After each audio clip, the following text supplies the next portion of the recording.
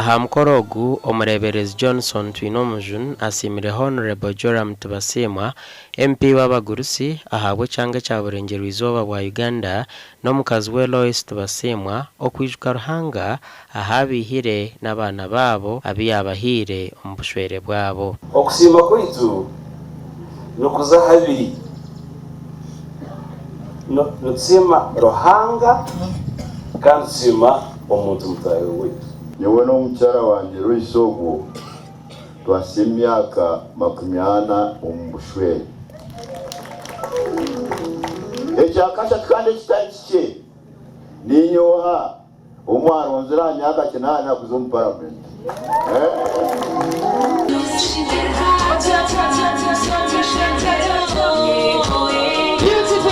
omukorogu guhikirwa abanyishengero hamwe n'abandi bantu batara bamwe na bamwe kandi speaker w'ishengero Anita Mongo ahire miliyoni 10 no bwara abatabasize kuguhikaho kandi okucura mununga ni kusemere cyoncho cy'amagara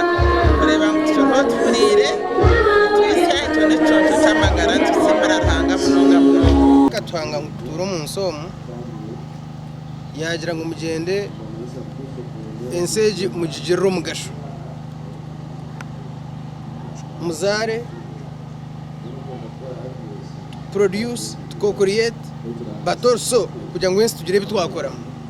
banyuma y'ababaraba okutereberagano basimire ruhanga kandi baragana so kugumuzamu nubashagikemera moye kanisa endahiro no kuragana ebaragaye na ezoberyo tukatekateka ngo ebimuraziye mwatwasa ahabu kusima rangeri izoba yona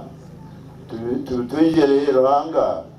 ahabu umurimo wo kuhezekana isenge y'umukureba watunge cyo kuzunwa ni kiba cyazamutugura byona mwe mwebare imwe abayakira Yesu Kristo ko muzino w'amagara ganyu ecyamazima no ko umukozi kuko kuba umukozi kirgari yoha ujyo to mwana wakwiye first class muryambaga yo mwana uri umuntu mukasbi ubwo mwana nasha Gasha kwa Ben Mahozi.